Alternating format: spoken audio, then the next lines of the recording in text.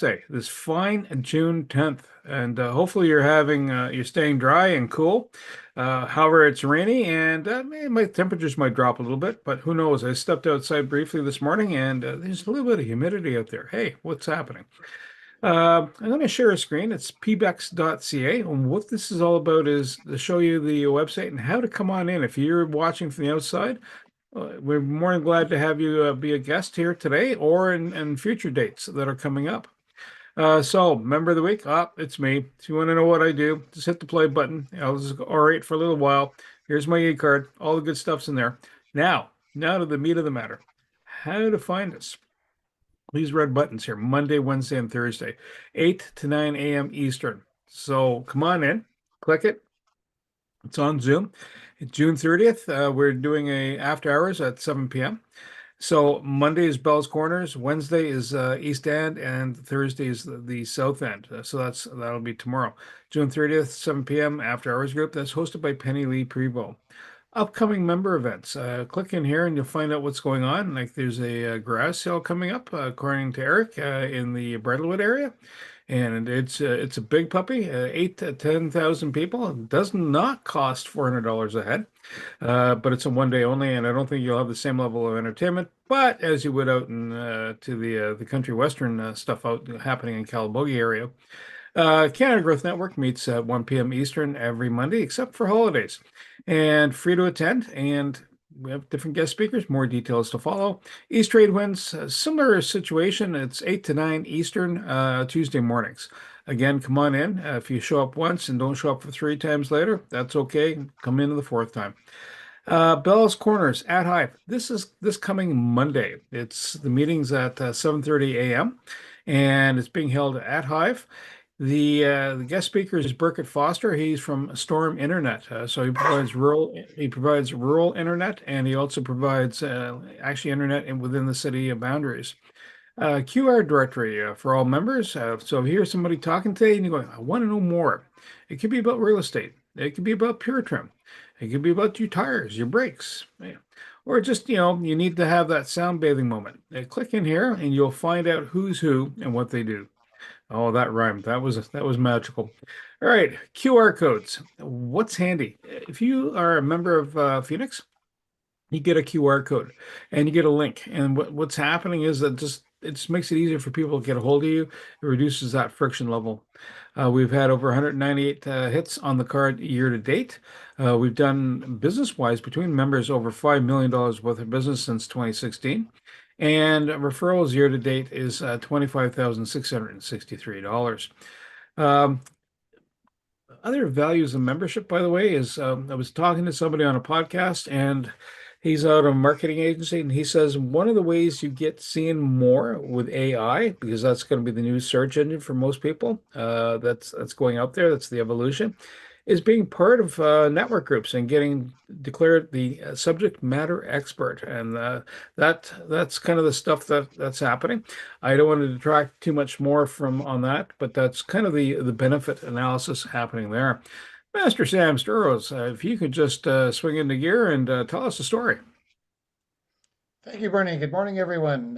Sam Sturz Connected Cars.ca. Going to tell you a little bit about vehicles this morning, as usual. And what I'm talking about is paying attention and listening to your automobile, because very often your automobile will tell you there's issues pending or going to happen that could cost you a lot of money if you ignore them. Don't just turn up your radio like one of our daughter's friends did several years ago.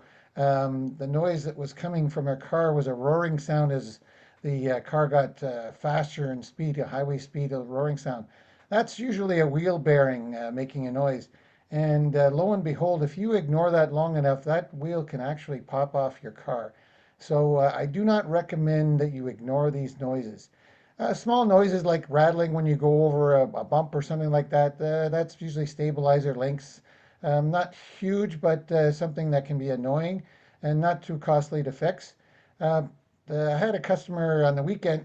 I did some body work on her car, and when I drove the car out of the driveway to take it for a little spin afterwards, I noticed a clicking sound when I turned the steering wheel. This is another one that I don't recommend you leave too long, because usually that's a sign of tie rod ends or axles that are starting to go. If you ignore them long enough, they can pop right off the car and you lose steering in your car. And you're going to end up with a towing charge and possibly an accident. So when I'm getting back to the summary here, please don't ignore the noises that your car makes. They're usually warning signs of something that could cost you a lot more money than you think. And if you take care of it early, it's going to cost you some money, but not so much, even maybe preventing an accident. Back to you, Bernie. Sam, thank you so much. And you're right. Those the bearings, if they seize, that's where you're stopping, regardless of what speed you're traveling at. So that is kind of critical. And if the rods let go, your car might try to go two different directions simultaneously. Not going to happen either. Dead stop. Um, Quick promo. There's the East Trade Winds, and we have Erica Lair. She's a fractional CEO. She's coming out of the U.S. And I'm going to start off with a, hey, what's going on in your space and what's going, any BAMS referrals? I'm going to start off with Susan McGarry and then go to Wendy, then Sam. Susan, over to you, ma'am. Yes, good morning, everyone. My name is Susan McGarry. I represent a company that carries a line of Mediterranean health and wellness supplements, not 120, not 2,000, just 15. And the idea is to address health concerns like overcoming joint muscle pain, gaining more energy each and every day, looking to lose unwanted weight that's been bothering you, or just overcoming digestive issues. That seems to be a really big one nowadays when I'm helping people. So if there's anyone that you know and care about that's looking just to feel better, look, I get that we're all getting older, for those that are getting older, and feeling it, but it's not normal. It's not normal to struggle trying to get into your vehicle. It's not normal trying to get out of bed and you're exhausted and you have a headache and you got low energy. That's usually a toxic colon. So have them reach out to me. I'd love to have a conversation with them. Susan with Pure Trim. Back to you, Bernie. Thank you so much. Susan, thank you so much. And it's June 15th. Again, you're more than welcome to come in either by Zoom or at person. And Wendy, what's happening? Good morning, everyone. My name is Wendy Chung. I'm a real estate broker with Century 21 Synergy and the Ottawa Housing Condo Group. I specialize in helping people to de-stress, to find solutions to either buying a place or selling their place. I bring peace of mind and I bring confidence and positivity to the process. Now, the process itself is very stressful. We all know that. It's a very big stress is to be having to move. So I specialize in helping people to get through that by creating strategies that are customized to their unique circumstances. And we try to balance everything out. I've never had anyone go homeless yet. So definitely I have the capacity to be able to help people through their journey. So if you know of anyone that needs this type of guidance, please let me know. I'd be very happy to help. I've got ongoing business with Tony, ongoing business with Kat, and ongoing business with Susan Ebbs currently. No bans to report.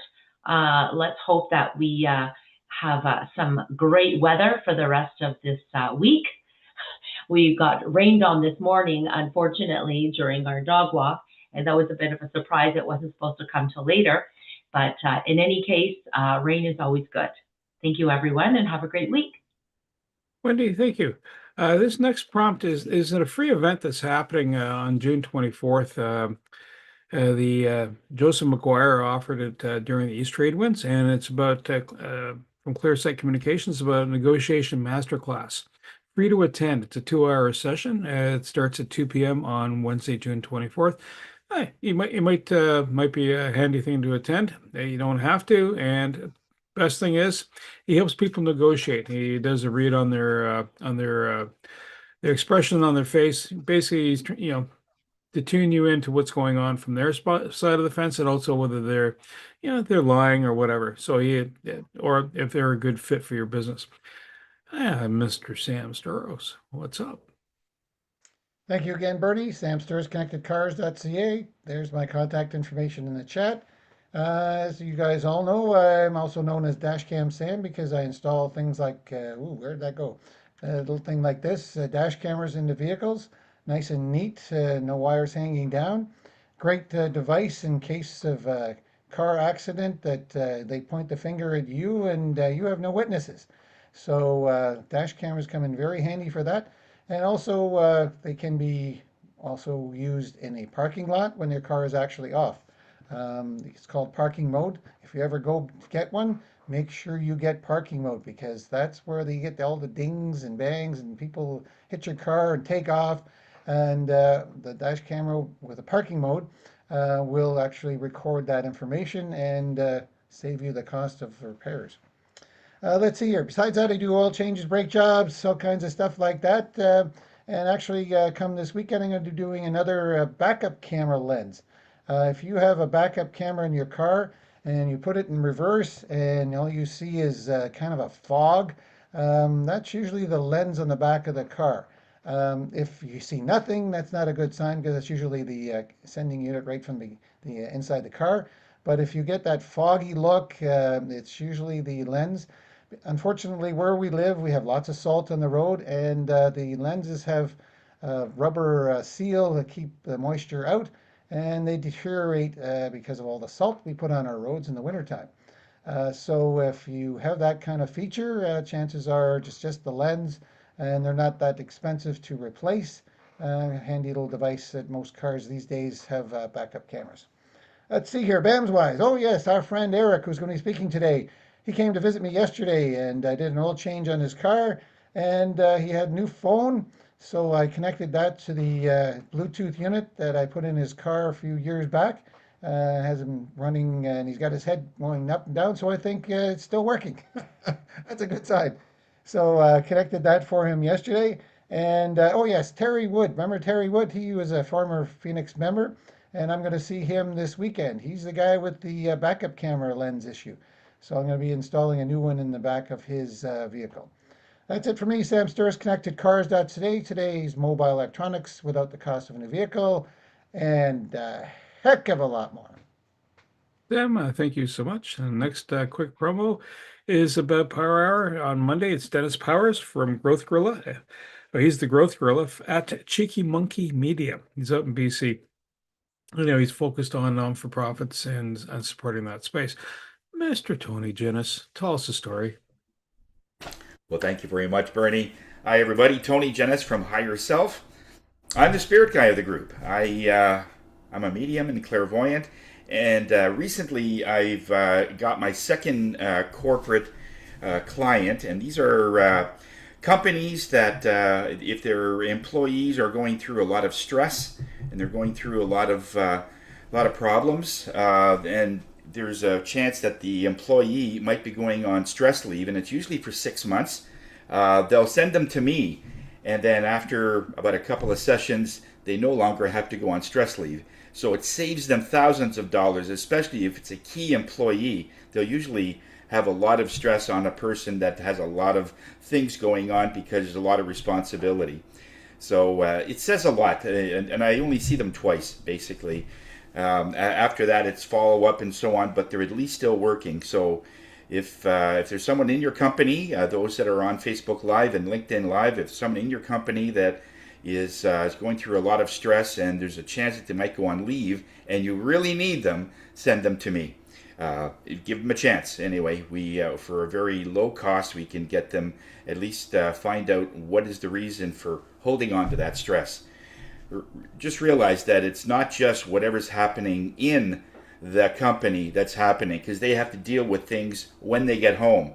And oftentimes, well over half of the stress is coming from another place other than the workplace. So it's just a continuation.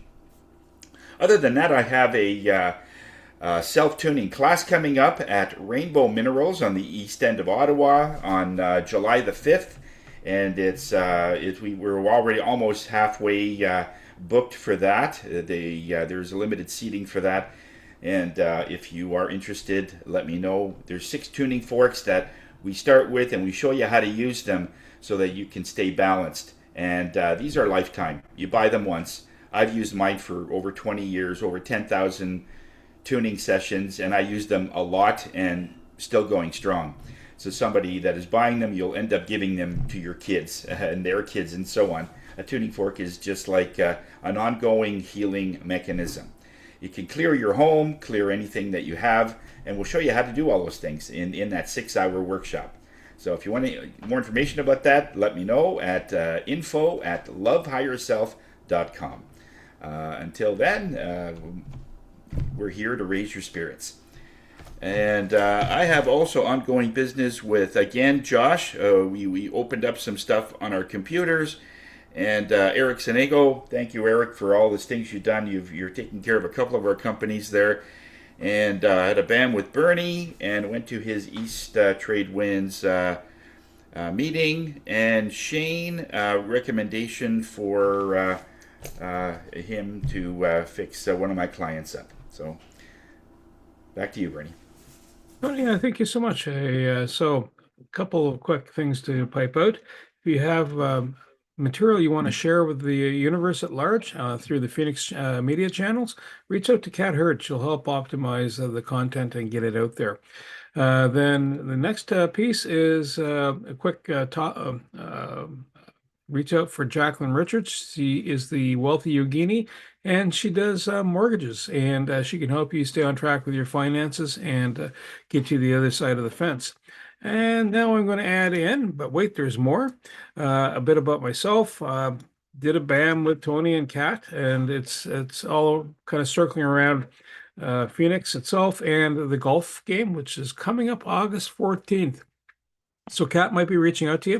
175 for 18 holes. The game is being held at Greensmere. The sponsor is St. Louis Bar and Grill out of off of Innovation Drive here in Canada. So you can either go to there and get the bus to come and drive you to Greensmere, which is, and if you don't know where that is, it's in the East End. And it's 18 holes, and it's all in support of the Canada food coverage. So there's sponsorship availability is $200 for a flag, and then I think it goes up to 500 for the beer cart, and the longest and shortest pin is also 500 a piece. For myself, my details are in the chat. The Knack for Business blog post has most recent content that's out there, both for Canada Growth Network, East Trade Winds, and as well as the podcast. And I'm going to swing the mic over to Mr. Eric Senego. Eric, over to you, sir. How about her?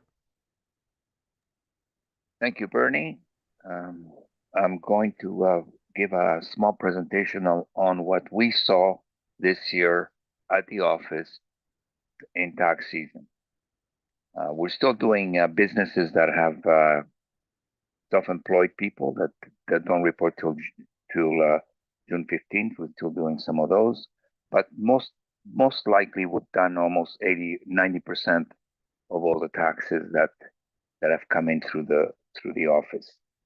So, but before I do that, I'm going to share my screen. A sec.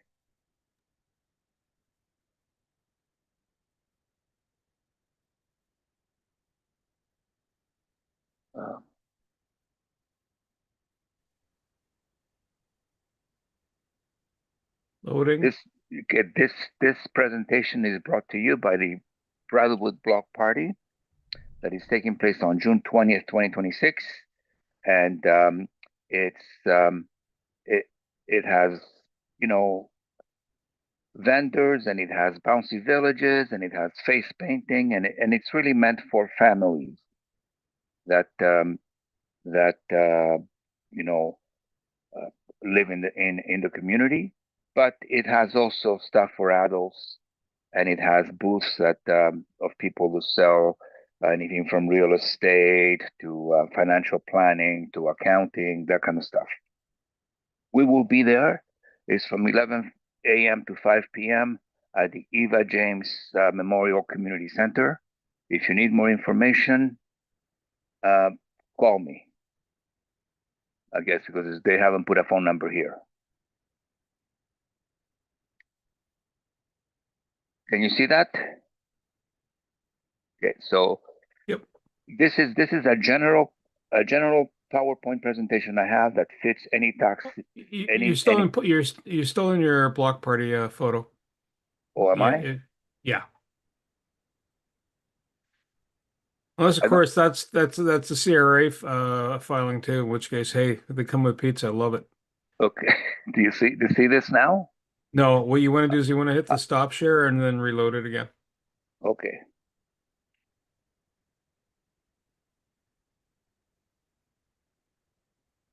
Just a second.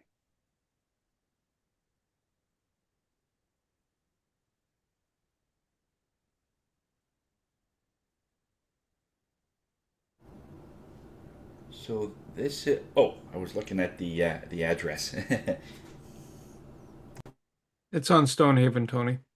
Just all you type in Eva James. Oh, okay. And is that the Type in Eva James, okay, City of Ottawa, and you'll get the coordinates. Do you know where the Tim Hortons right in Ga- the corner of No, that no. and Bridal? Well, yeah. Tim Hortons, you turn from Eagleson in to Stonehaven, Okay, and then you go straight eastbound, and you go past the traffic circle, and it's on your right, just after the traffic circle, right across from the where the Gabriel's. okay, Bridalwood Road or something. It's Go ahead, almost Eric. at the traffic circle. Something. Yep. All Okay, right. cool. So what has gone through the office?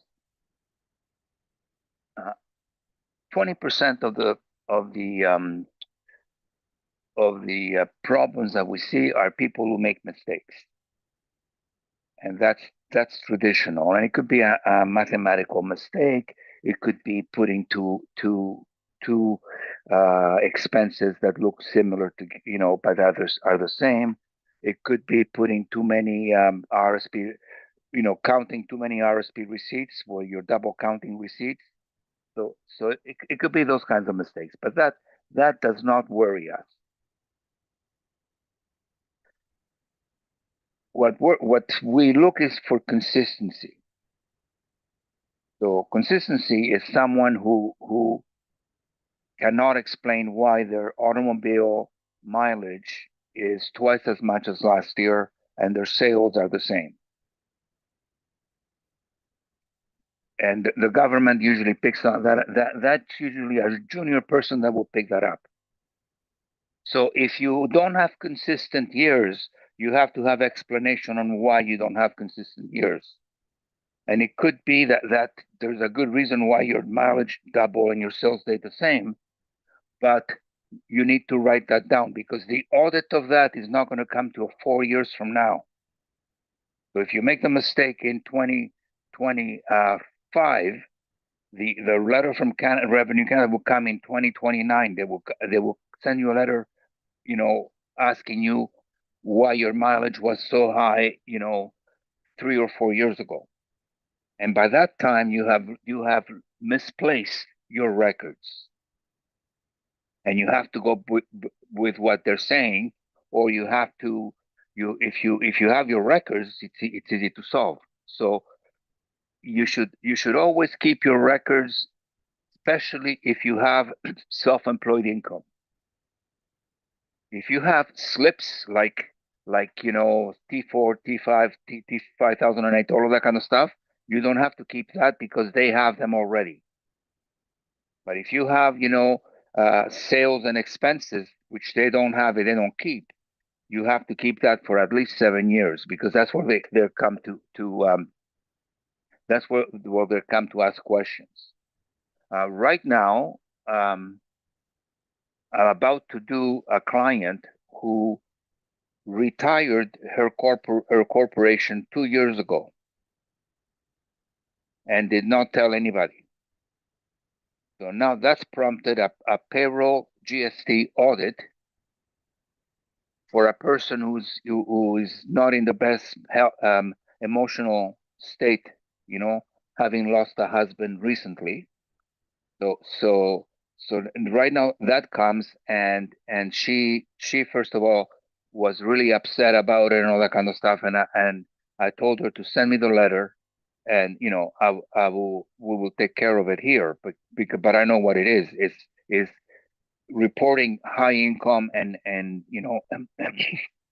a vibrant corporation. Then the next year you don't report, the year after you don't report because you haven't used it. but they don't know that. And that's one of the reasons that you should keep them informed if you go out of business.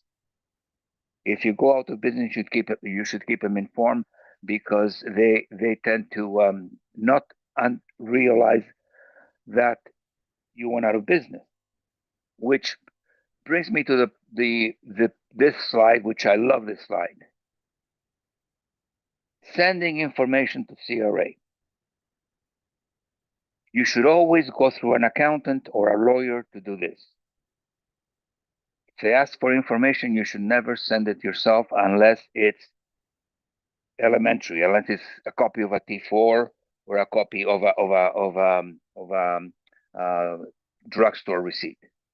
But if they want information about your business or your investments or things like that, you should always go through an accountant or a lawyer, because they are fishing for more than that. So a request for information is the science of sending them what they want without sending them more. When someone brings a file here to send to CRA, it can be, this big here, this big, and I compress it down to 10 pieces of paper, because that's all they've asked. They don't want to know when your son graduated from university. They don't want to know when you went to Europe. They don't want to. They didn't ask any of that. But if you tell them that, it will prompt other inquiries.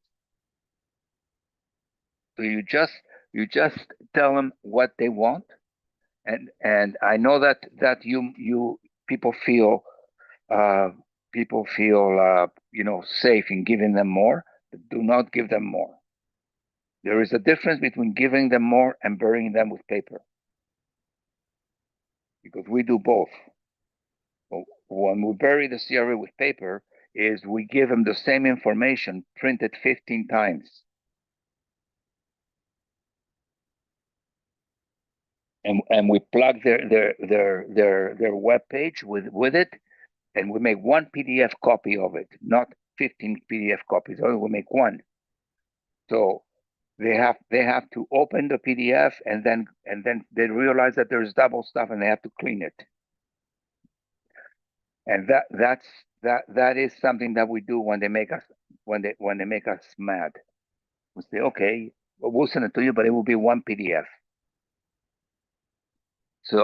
But we can get away with it because they know that we are not hiding your money. They know that you're just a client. The other thing that there's confusion about is home office expense. Now, the people who work out of the house, who have a 4-bedroom house, this is not very difficult. It's more likely to affect people who live in apartments, people who live in very small houses. Because if you live in a small townhouse, you can easily have 50% of the space that takes care of your business. But there is an unwritten rule at the CRA that follows what the municipal government does with commercial properties. The city of Ottawa thinks that if you use more than 20% of your house for business, you're changing the character of your house, because they're thinking about a garage or a chiropractor or something like that uses a lot of space. So they have the position that if you're going to be a home-based business, you should only use 20%, because that's what the municipal governments say doesn't change the character of your house. And most of our fights with them have been on the percentage of space. And we have to go back with them with a drawing that shows, the total area and the business area. If you can produce a drawing, you can have whatever percentage you come up with. If you don't want to give them a drawing, they will hold you back to 20%. If you don't keep any records and I do your taxes, that will go below 20, because I know that below 20 They don't look. So below 20, if you don't want to keep records, 15% of your house, that's fine. Because I can always go back to your house and get property taxes and all that kind of stuff and get to 15%. But if you go more than 20%, have records.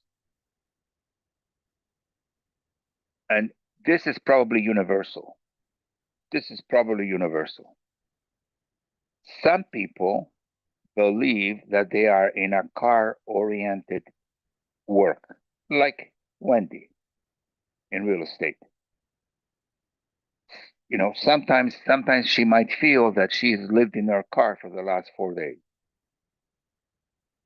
But the government has a very mercenary and draconian view of what 100% is.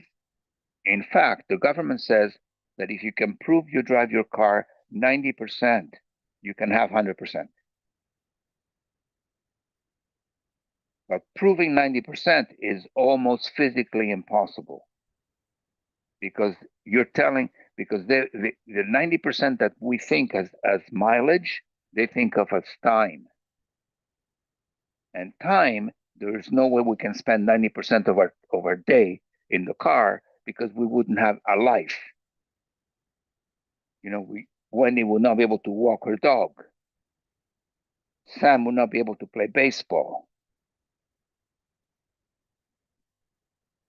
So that is how CRA lived. And I remember the minister discussing this in when we wrote the white paper on automobile expenses. I remember this, and the Minister of Finance said, there is no freaking way that someone can live in their car 90% of the time.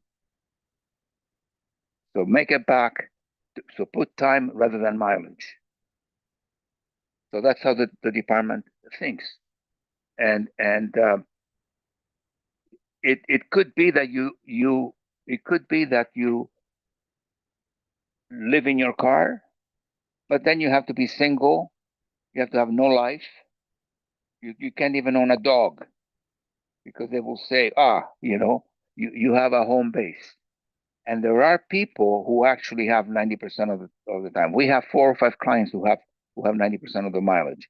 And those are people who have very large territories, and let's say one of the ones we have is a guy that represents a tech carpet and flooring manufacturer, not company manufacturer.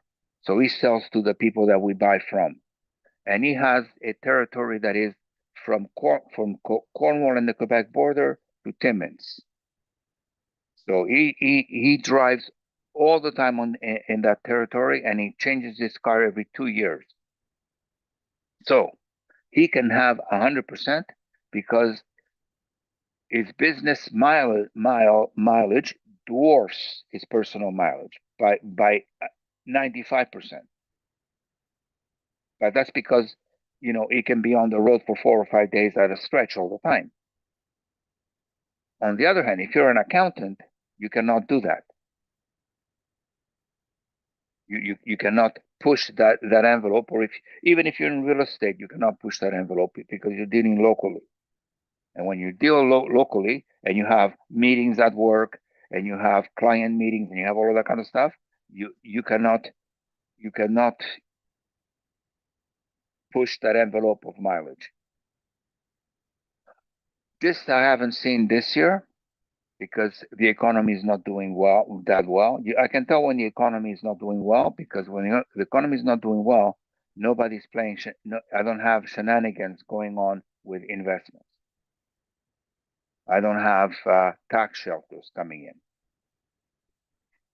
4 or 5 years ago, I had these cockamamie tax shelters that were coming in that were promising you, twice the deduction for the check you were writing. So if you were buying the charitable donation for $100, they would give you a receipt for $200. And that they go after high earners. And about 5 years ago, that stopped. And when that stops, you can tell that the economy is not doing is decreasing because people don't have extra money to play with those kinds of things. But if you are very wealthy, you can do this because you have money for lawyers and you can get them into court for 10 years. But if you're one of us, you can't, because we have limited amount of funds, and we will settle with them regardless of how well we do ourselves.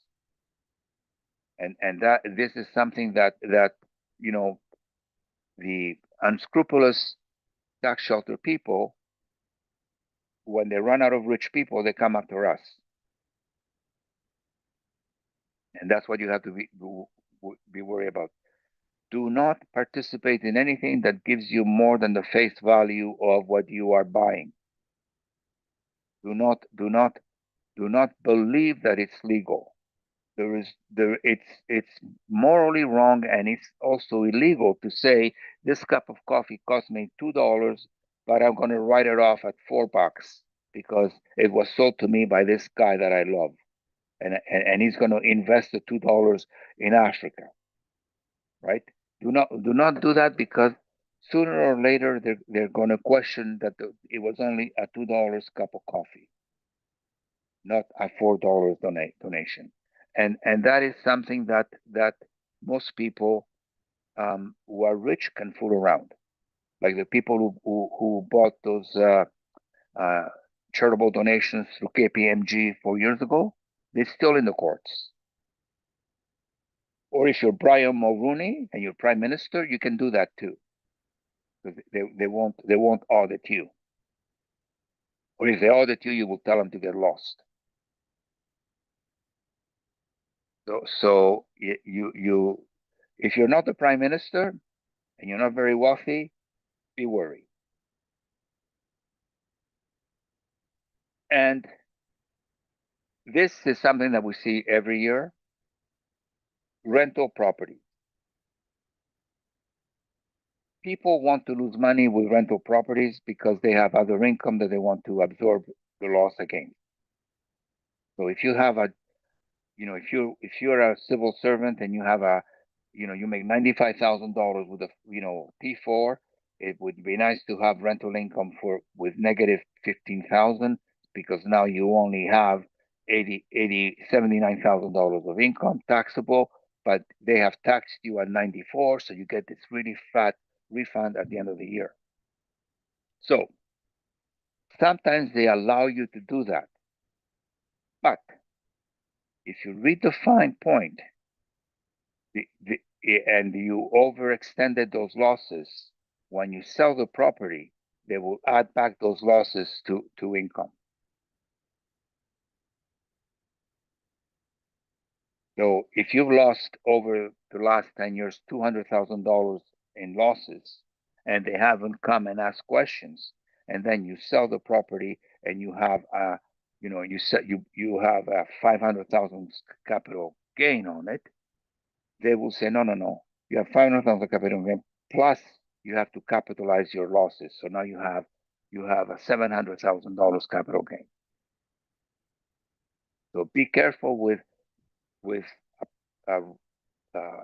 rental property losses, because it can come back to bite you. The other thing that comes back to bite you with rental property losses is that it's good to give it to the spouse who doesn't have any income, the apartment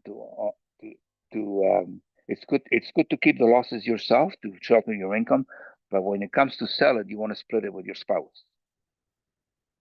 And the capital gains rules are not based on marriage or health of the marriage. They're based on holding of the property. If you hold the property for the losses, you hold the property for the capital gains. You cannot split it with your spouse. But an apartment building that made you $5 million in capital gains might be enticing to split it with your family, because then you only have $1 million of taxable income as opposed to $5 million of taxable income. And people play that game, and they want to rewrite deeds and do all that kind of stuff.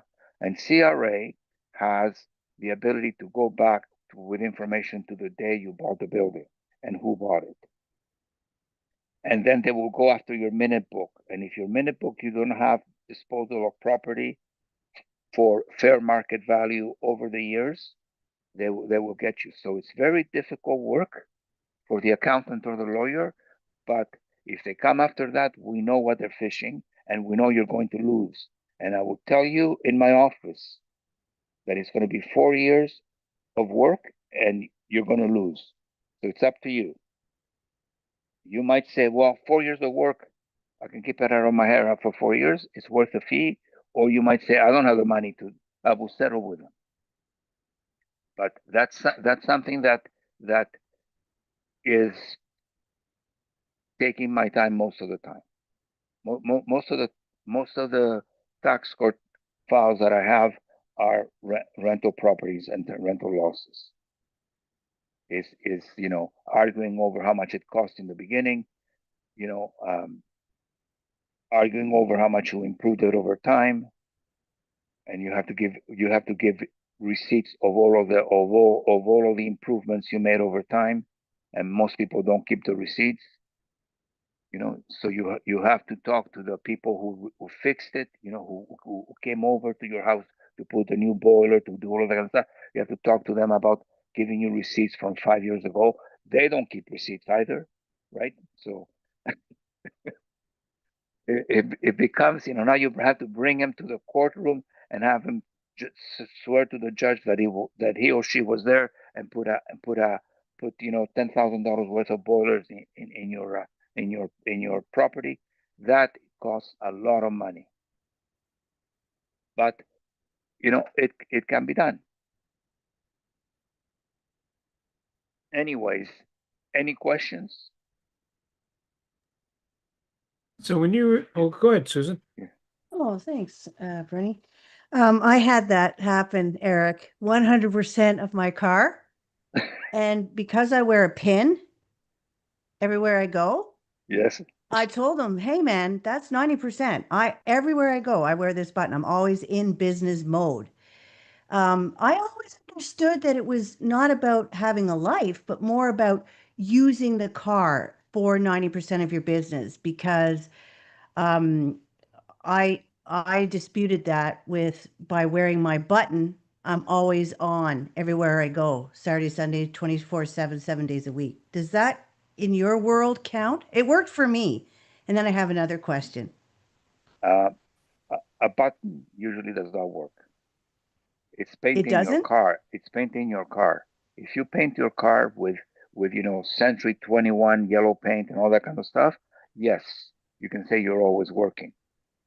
But if you come to my office with that button and the CRA auditor is here, we will take him outside and I will say to them, what is Susan driving? And if he cannot tell me because your car looks like everybody else in the street, you cannot have 90%.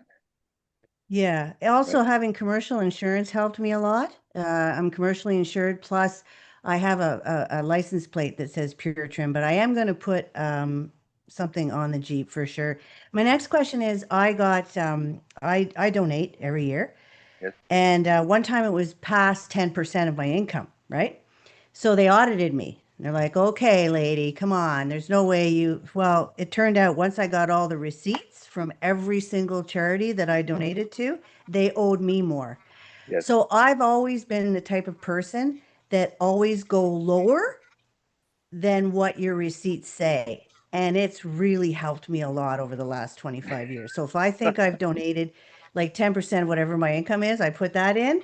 I don't ever put the more in because that way they can come back and Yes. like you said, years later, and I just went, oh yeah, you want receipts? I'll get your receipts. Boom, boom, boom, boom, boom. And then they ended up owing me and they're like, we won't touch Susan McGarry again. And I haven't been audited since. Yes. So Just a But quick note on the vehicle. Does it have to be something that's decaled, or can you use those magnetic signs that you can put on the car? Because, magnetic. like in Susan's case, she could put pure trim with it has a magnet on her door. If Is you that still keep him possible? there, Yeah. if you keep them there. Like what you're talking about is 10.1 as opposed to 10.0. 10.0 is a commercial vehicle. 10.1 is a passenger vehicle. And if you want to move your car from a 10.1, which is what we most of us drive, to a 10.0, which is what Wendy might drive, it's a type of vehicle that you might not want to take to your kids' soccer game or to the NAC because you don't want them to know that you are working for Century 21. Or And maybe you want to. So if you can take advertise. it, so if you can change your car back into a 10.1, you have a passenger vehicle, and a passenger vehicle is subject to the limitations of mileage and all that kind of stuff, Okay. and to the arguments. Sam, Thank you had a you. question, Sam? Yes, I do. Thank you. Sorry, I didn't hear you the first time, Eric. Staying with that theme, the capital cost allowance for vehicles. Yes. Um, you have to own your own vehicle, as far as I know. And if you say, I'm going to pick on Wendy here, say she drives 10,000 kilometers in a year, and half of it is for business purposes. And her vehicle she bought just last year, and it's worth, say, around $60,000.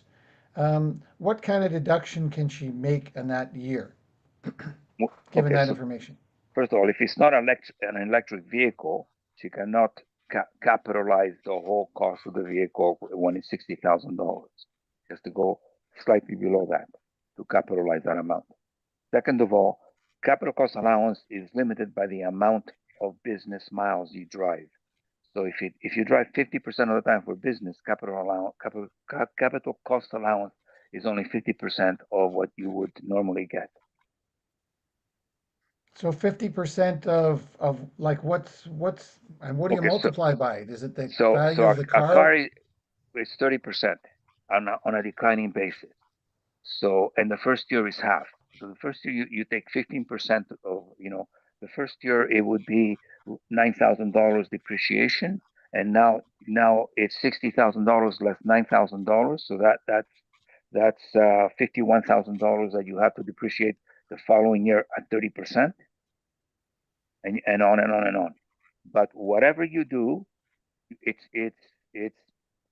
seasoned with the amount of driving you do business against personal. So Right. if you drive 20% of the time for for personal and 80% for business, you will get 80% of the capital cost allowance, whatever the capital cost allowance is. Other things that you have, like your printer, let's say, that would be 100%. Because you can argue you don't use your printer for personal use, although you might, but you can argue you don't. Okay, thank you. I So see Wendy Eric, if writing this down. so Eric, if you save your receipts as PDFs, because we know that all the thermal paper and all those other ones Yes, degrade over time, or yes, the they paper degrade over sticks time. around, but the ink goes away. Yes. Do you Yeah. I just scan? blank receipts after a couple of years. Blank. It's just a white piece of paper. It's totally gone. It's You, thermal. we photocopy every receipt that we get like that. Especially gas station receipts are always like that. So do you scan them, or do you Uh, use an app to scan them? Or does it matter as long as you have an electronic version, and is that accepted as long as it points to the date, time, and dollar if value? if you scan them to using a scanner soon after you've incurred the expense, when it's still pretty legible, it's good. But if you scan them 3 years from now, you might have the same problem with a scanned copy that Yeah. you have with a visual copy. So could you refer back to, say, you're paid by a bank card or credit card? Could you also point to that as a source, or does it need the actual receipt with the details? You need the actual receipt. Credit card receipts and bank statements do not count as receipts. They do when you're doing your taxes, but on audit they don't count. Ooh. Sometimes you have to go back to the company to see if they have it a record. They can send you a copy of the receipt. That sometimes works.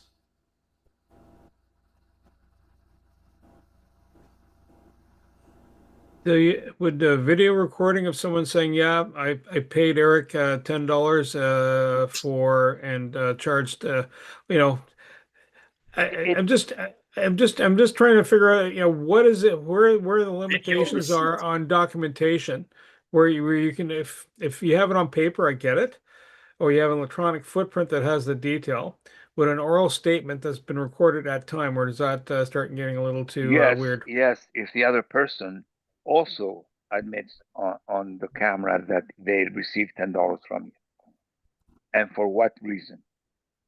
So you have to put you have to put in in play all of the things that you would have put in the receipt have to be spoken. Okay. But video recordings have a very short life. Yeah, it's true. Well, yeah. Depends who's doing the recording. If you're already in a criminal case, and there you go, it's right over there.